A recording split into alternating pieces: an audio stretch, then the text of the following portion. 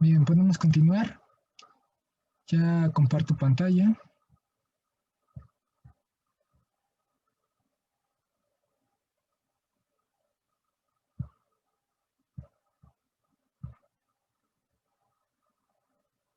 Listo. Entonces, vamos a irnos un poquito más rápido para ya entrar, les iba al laplaciano y demás. Ya es el mismo concepto, nada más aplicado a coordenadas esféricas. No hay ningún cambio ya. Si lo entienden y lo entendieron bien con coordenadas cilíndricas, pues nada más se repite para coordenadas esféricas, pero aplicado al caso y ya. No tiene ninguna gracia ya. Entonces, R igual a X, Y más ZJ más ZK, hacemos las sustituciones, lo que ya había explicado arriba, las fórmulas, R coseno de teta, seno de phi por I más R, o bueno, rho, pues, seno de teta, seno de phi y rho coseno phi. Y así son vectores tangentes. Y luego derivan toda esa expresión con respecto de rho para obtener el vector tangente a la curva coordenada. Recuerden que la derivada parcial con respecto a rho lo que hace es considerar como constantes tanto a teta como a phi. Entonces, al considerar constantes ese teta como phi, es tomar la intersección entre dos superficies coordenadas en donde rho es la única que varía y esa es el vector tangente a la curva coordenada. Es otra forma de ver lo mismo que hemos estado repitiendo de una y otra forma. Y ya de una vez calculé su magnitud y ya obtuve su factor de escala. Entonces ya son los vectores tangentes a sus correspondientes líneas coordenadas y factores de escala.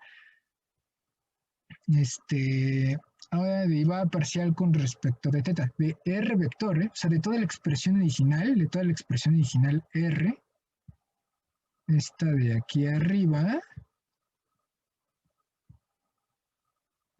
esa de aquí arriba, con respecto de teta. Y al hacer el cálculo de la derivada parcial, pues lo que están haciendo es considerar tanto a rho como a phi constantes y por lo tanto la intersección entre esas dos superficies coordenadas, en donde teta puede valer lo que sea, y esa nos va a dar el vector tangente a la curva coordenada, en donde teta puede valer lo que sea y los otros dos son constantes, para que la intersección entre estas dos superficies coordenadas me den esa curva y el vector que es tangente a ellos. Y de una vez calculé su factor de escala, que es lo que tenemos ahí como h de teta y que es igual a rho seno de phi. ¿Cómo se calcula? Recuerden, raíz cuadrada del sumo al cuadrado de cada uno de ellos.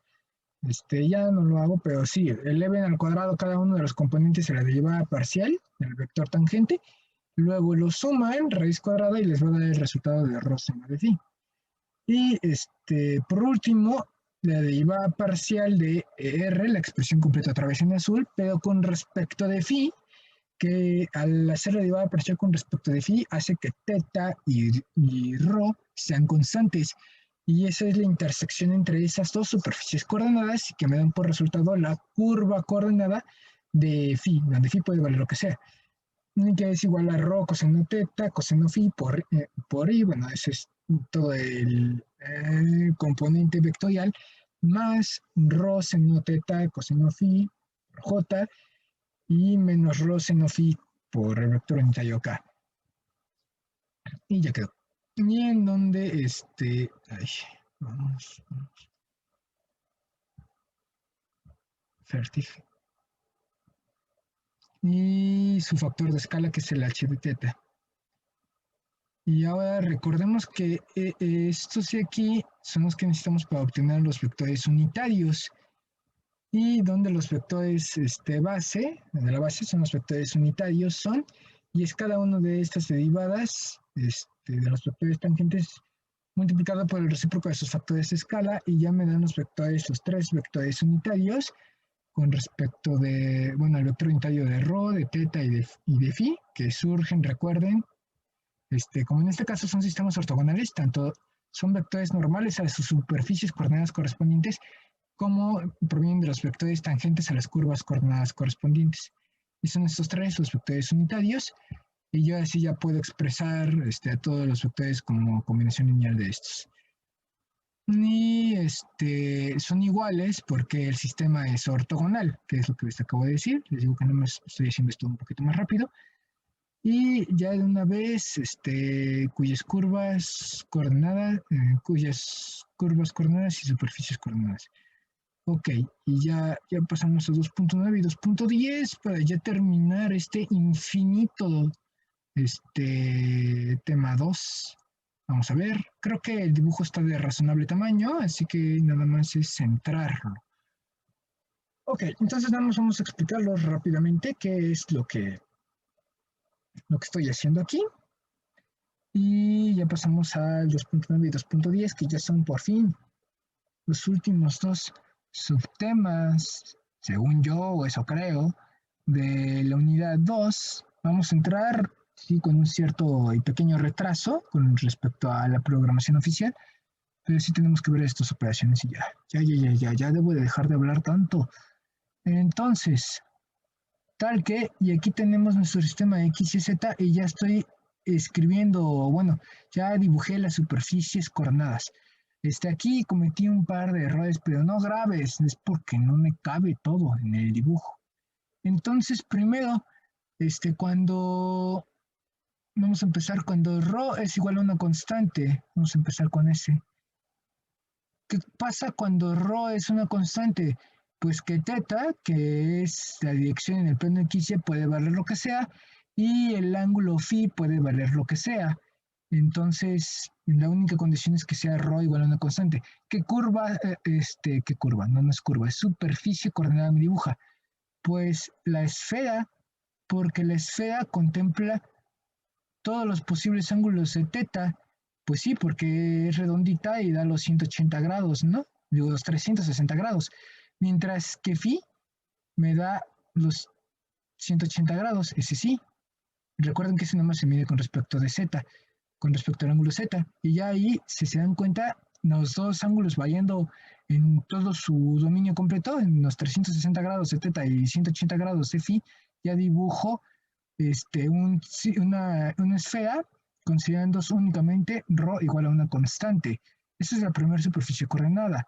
Ahora, considerando a teta igual a una constante, ρ puede valer lo que sea y phi puede valer lo que sea, que eso sería un semiplano. Para un ángulo dado, para un teta dado, vamos a pensar que en este mismo teta, un ρ que puede valer lo que sea. Entonces, y a un phi que puede valer lo que sea. Entonces me dibuja un semiplano otra vez, un semiplano así, aunque debe de tener formalmente forma de semicircunferencia. O sea, deben de ser planos de esta forma, pero son tan grandes, pero tan grandes e infinitos, tan grandes e infinitos, que da igual representarlos en forma de un plano rectangular, pero la verdad es que son cortes, son semicircunferencias, es, pero son planos gigantescos, ¿no? Entonces eso para un ρ que sea, una distancia que sea, y una phi que sea a un teta dado, entonces un semiplano. Ahora, la tercera superficie coordenada es la que surge a partir de considerar phi constante. A partir de una phi constante, lo subrayo por arriba, ρ puede valer lo que sea y teta puede valer lo que sea. Entonces, un radio que a un phi dado, vamos a pensar que es cierto phi dado, un ρ que puede valer lo que sea es una distancia que sea. Va, ahí está. Y a un ángulo que sea, pues está girado. O sea, un ángulo teta que sea, pues se gira en todo su entorno y que dibuja un cono infinito que parte del plano XY en el origen, en el polo, y hacia el infinito. Todo esto, todo esto. Dibuja cilindros. Perdón, lleva, dibuja conos, dibuja conos. Y ahora las líneas son las que surgen a partir de la intersección de las curvas coordenadas. Entonces, si nosotros consideramos a, ahora a rho constante y a teta constante, entonces phi puede valer lo que sea. Me da la línea phi y la línea phi que yo tengo por aquí está, y que surge la intersección de la esfera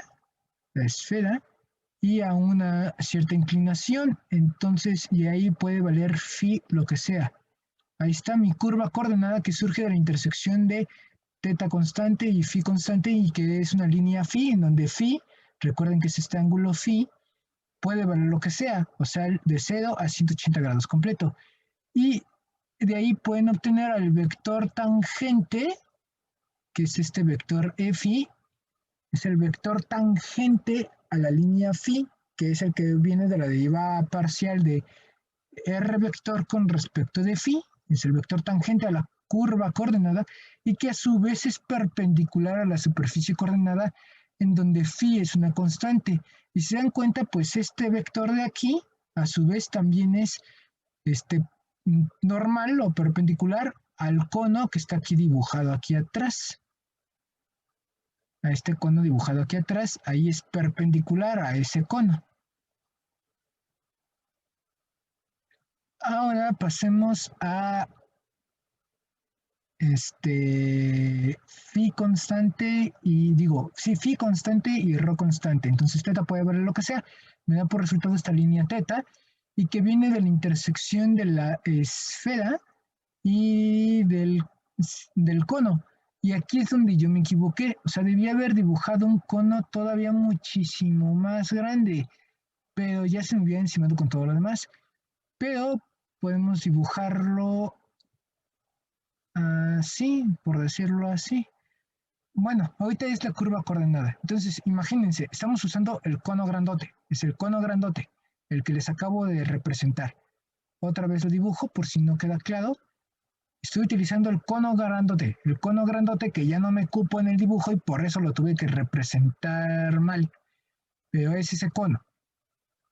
Entonces, en ese cono, que es a una phi, a un cierto ángulo phi, y que es phi constante, pues a una phi constante y a una rho constante, la intersección entre ambas superficies, entre el cono y la esfera, me da esta circunferencia en donde teta puede valer lo que sea y se llama línea teta. Y tangente a esta circunferencia, ya sé que no parece mucho, pero sí es tangente, este vector teta, que a su vez es normal a la superficie coordenada. Recuerden, línea teta es curva coordenada y el vector tangente a esa curva coordenada es teta. Y a su vez, esta, porque es un sistema ortogonal, es perpendicular a la superficie coordenada, donde teta es igual a una constante y que me dibuja ese semiplano, que aquí nada más está representado con este corte, es ese semiplano circular. Y si se dan cuenta, el vector en verde, ahora lo paso en rojo, es perpendicular, este vector rojo es perpendicular tanto a la superficie coordenada de aquí y tangente a la curva coordenada que es la circunferencia línea teta. Y ahora pasemos al último vector, ahora representado con azul, que es cuando teta constante y phi constante, entonces rho puede valer lo que sea. Y me da por resultado esa línea de rho. Teta constante, pues es el cono. Y phi constante es... no, perdón. Teta constante es el plano. Teta constante es el plano. Es este semiplano. Y es el semiplano, es el semiplano, es el semiplano. Ese es teta constante. Y phi constante es el cono, que yo ahí donde digo que lo dibujé mal. Y es bueno, pues es todo el cono, pero ya no lo subrayo, pero es el cono grande otra vez. Y la intersección entre ese cono gigante y este de aquí me da la línea R. Bueno, de hecho, este sí se apoya sobre el cono chico. Les digo que aquí me equivoqué nada más en el tamaño, en la forma de representarlo. Y es que se me enciman en esa parte. Pero sobre la línea del cono está tocando o interseca o se ve cortado por un pedazo del semiplano. Ahora el semiplano es el que está chico. Recuerden que este semiplano en realidad es gigantesco, entonces lo pueden hacer todavía así más grande y ahí se van a dar cuenta que es como darle un cuchillazo o atravesar hasta llegar a la mitad al cono que yo estoy dibujando y ahí yace la línea RO. Ahí está la línea RO. Y esa es la curva coordenada. Esa es la curva coordenada. Y tangente a esa curva yace este vector R, ahí yace tangente a esa curva coordenada y a su vez es perpendicular a la superficie coordenada en donde ρ es constante. Y si se dan cuenta, pues sí, en ese punto es normal a la esfera. Ya no puedo dibujar la esfera, pero si ustedes se ponen a dibujar ese corte de esfera, pues se van a dar cuenta que pasa efectivamente por aquí. Y entonces, o sea, este sería el pedazo en donde pasa por la esfera. Y entonces este vector en rojo sí es perpendicular a la esfera. Entonces, este vector es tangente a la curva coordenada y es normal a la superficie coordenada que le corresponde. Y ya tengo los tres vectores representados, teta, teta, que es el que está aquí, phi, teta, phi, y me falta uno. Teta, phi, teta, phi, y digo, rho, teta, me falta phi. ¿Dónde está phi? Perdón, aquí está phi, y que me dibujan sobre este punto que estaba representado por x y z, a estos tres vectores, teta, phi y, y rho. Y si se dan cuenta, sí es un sistema ortogonal, todos están en 90 grados, como si estuviera girado y apuntando como hacia afuera, así como orbitando a mi esfera. Eso está en coordenadas cilíndricas. Muy bien. Y sería todo. Sería todo. Ya no hay nada que agregar. No, ya. Entonces, pasemos a 2.9 y a 2.10, que son las generalizaciones. Ya no lo voy a leer, bueno, sí lo voy a tener que leer. Oh, vamos. He tenido una serie de cosas el día de hoy. 2.9, generalización del concepto de gradiente, definición de divergencia rotacional, que es lo que verdaderamente me importa más. Función armónica, muy importante, propiedades del operador nabla aplicado a funciones vectoriales, interpretaciones físicas, campo irrotacional, muy importante, solenoidal, aplicaciones, concepto de aplicaciones de laplaciano y el cálculo del gradiente de divergencia laplaciana y rotacional en coordenadas curvilíneas ortogonales. Ese no me lo vemos teórico, no me lo voy a poner a hacerlo porque nunca vamos a acabar esto. Entonces ya pasemos al teorema, que es una generalización. Es teorema del gradiente en coordenadas curvilíneas. Entonces sea phi, que es función de v y w, una función escalar diferenciable definida en un sistema coordenado curvilíneo ortogonal de vectores base EU, EB y EW. Ok. Entonces vamos a estar referido a otro sistema coordenado. Entonces el gradiente de phi en este sistema está dado por, y es, si se dan cuenta, es el mismo gradiente, pero multiplicado por los vectores, por los factores de escala, de hecho, perdón, y los vectores unitarios. Entonces, no pasa nada más que usen la fórmula y ya. Esa es la expresión del gradiente de phi en coordenadas curvilíneas. Y son minúsculas todas las letras, o sea, todas están referidas a los vectores tangentes y a sus factores de escala correspondientes. O sea, únicamente está expresado para vectores tangentes a las curvas coordenadas. Divergencia en coordenadas. Ay, vamos. Divergencia en coordenadas curvilíneas. Déjenme pasar esto a 120 porque no voy a tener que estarme moviendo mucho. Ahí está. Yoda, ¿qué onda contigo? Quítate. Quítate lo que sea que sea esto. Teorema, divergencia en coordenadas curvilíneas.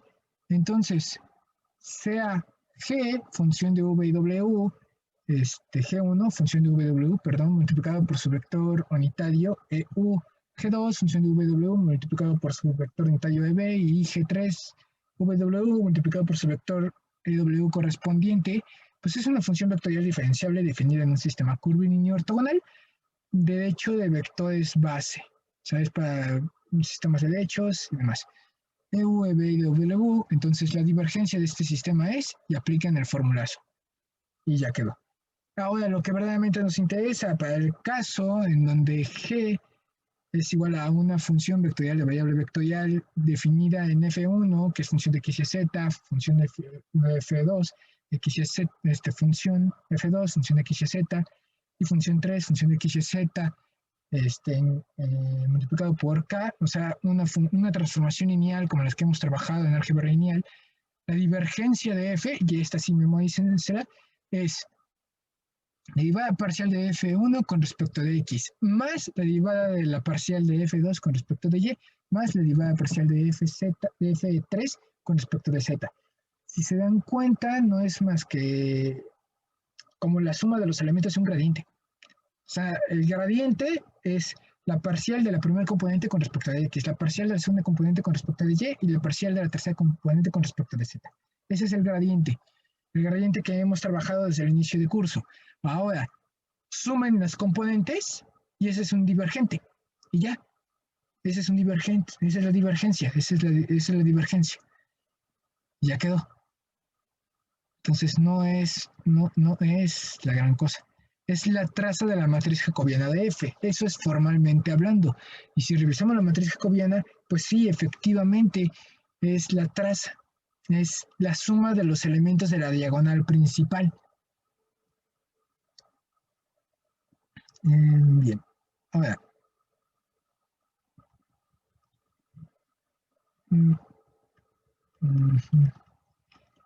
Teorema rotacional en coordenadas curvilíneas, entonces sea otra vez mi expresión G en términos de V y W, que son las coordenadas curvilíneas, es una función vectorial diferenciable definida en un sistema curvilíneo ortogonal de derecho de vectores base EU, EB y EW. Entonces el rotar del sistema es esa porquería de ahí. No, perdón, esa cosa de ahí. Entonces apliquen la fórmula y ya. El que nos interesa es para el caso en donde mi función está definida en X y Z, que es lo que vamos a estar utilizando.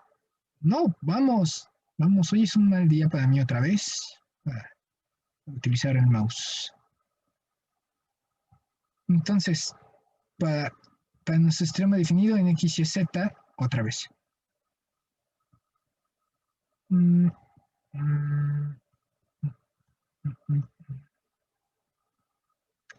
El rotacional es igual a esta expresión.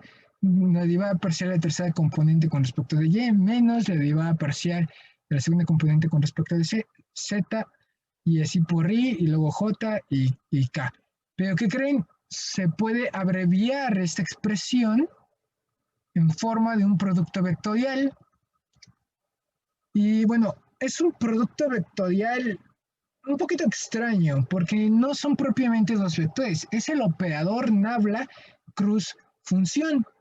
El operador nabla es un operador, el operador del gradiente, entonces tal cual no es un vector, pero nosotros lo escribimos como si fuera un vector porque nos va a ayudar a hacer la operación.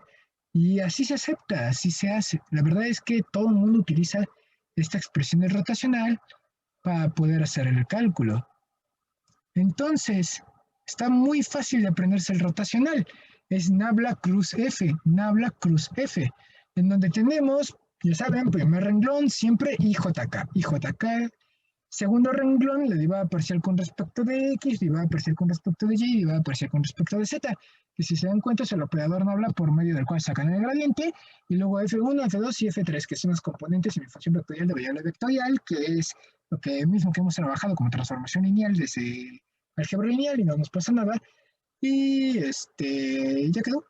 Resuelvan el producto vectorial y si están en tercer semestre ya se tuvieron que chutar estática y debían de estar en mecánica y ahí está tapizado de productos vectoriales para los cálculos. Así que no hay ningún problema, deben de poder resolver esta rotacional sin ningún problema. Y si se dan cuenta, está facilito aprendérselos en memoria. Gradiente es un vector y es derivada parcial de cada una de las componentes. Laplaciano, todavía no lo vemos. Divergencia o el divergente de la función es la suma de cada uno de los componentes que obtuvieron el gradiente o que son la traza de la matriz jacobiana. Y rotacional es el producto vectorial entre el operador nable del gradiente y la función vectorial de la variable vectorial. Y ya quedó. Está fácil. Uno es una suma, el otro es un producto vectorial y el otro creo que es un producto escalar. Ahorita lo vemos en el laplaciano. Son las diferencias de los elementos situados simétricamente respecto a la diagonal principal. Sí. Si utilizan la matriz jacobiana, los elementos contrarios a la diagonal principal se restan y dan por resultado el rotacional. Entonces nada más son diferentes formas de obtenerlo. Esta es una forma de abreviar toda esta formulota de aquí en forma de un producto vectorial con el operador Nabla para cuando son en coordenadas curvilíneas. Y ya, o sea, aquí ya nada más es reseteo, aquí es pura fórmula y los ejercicios van a ser de aplicar fórmula únicamente.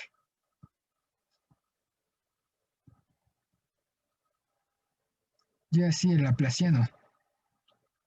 En coordenadas curvilíneas, sea otra vez phi, función de v y w, una función escalar diferenciable dos veces, porque esa sí requiere las segundas derivadas. Sí, me equivoqué, no es un producto escalar. Definido en un sistema de coordenadas curvilínea ortogonal, entonces el laplaciano de phi en este sistema está dado por, y otra vez ahí está la expresión, para coordenadas curvilíneas nada más cópienlo, nada más verifiquen que el sistema sea ortogonal, porque donde no lo sea, esto ya no va a funcionar. Entonces, para el caso donde phi está en función de x y z, nuestro laplaciano no es más que la segunda derivada parcial con respecto de x de mi función, la segunda derivada parcial con respecto de y luego la segunda derivada parcial con respecto de z. Es como haber obtenido una doble divergencia, prácticamente. Es que es que no, en la divergencia ya hicieron la suma, entonces no. Pues es la segunda derivada y ya. Esto se le denomina ecuación de Laplace. Cuando el laplaciano está igualado a 0, se vuelve la ecuación de Laplace. Y memorícenlo, nada más es la suma de las segundas derivadas. Suma de las segundas derivadas. Y ya. Suma de las segundas derivadas. Sí, un producto escalar. Sí, yo sabía que sí, un producto escalar. Ese producto es escalar entre operador Nabla y Nabla.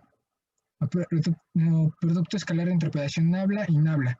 Segunda derivada con respecto de x, mi segunda derivada con respecto de y la segunda derivada con respecto de z, y nada más sería aplicarlo a la función.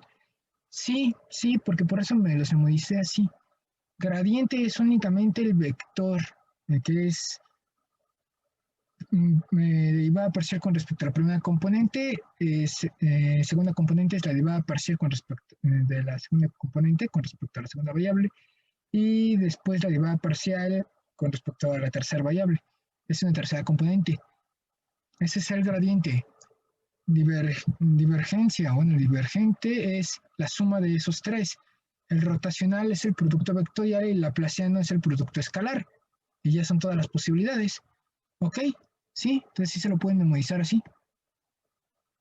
De todas formas, yo no pido que se memoricen todo esto de memoria, porque como vean, yo mismo no lo hago. Entonces, tengan su formulario a la mano. Nada más tengan como memotecnias así y ya. ¿Qué? ¿Tan rápido ya me llevé la media hora? Ok. Mm, podemos ver este pedacito y ya. Si una función satisface la ecuación de Laplace, se llama función armónica, o sea, que la Laplaciano es igual a cero, y si satisface esa ecuación, entonces se llama función armónica. Se puede extender la definición para aplicarlo a un campo vectorial f como sigue, y ya nada más es la segunda derivada de cada uno de los componentes y ya. Los cuatro operadores anteriores se relacionan mediante, y es que el rotacional del rotacional de f es igual al gradiente de la divergencia de f menos el, ¿qué era esto? El laplaciano de f. Y ya, eso es todo. Ya vamos a operadores de segundo orden. ¿Algo más en comentarios? No. Eso es fórmula, ¿eh? Eso es pura y netamente fórmula, ¿no? No tiene gracia. Estos son operadores de segundo orden, que nada más es ver teoremas y definiciones, pero son puros teoremas. Y ya la siguiente clase, ya ahora sí, son conceptos, otra vez son conceptos, pero ya es poquito. Nada más es una hoja y media de conceptos y ya nos dedicamos a hacer puros ejercicios, una clase de puros ejercicios, sencillitos, muy sencillitos. Y bueno, con este poquito de teoría, que es muy rápido, si se dan cuenta es media página ya, nada más son conceptos, nada más son conceptos y ya. Y ejercicio, y ya por fin entramos a unidad 3 de integrales de línea. Con algo de suerte, nada más entramos con una clase de retraso con respecto a la programación oficial. Así que ya quedó. Muy bien.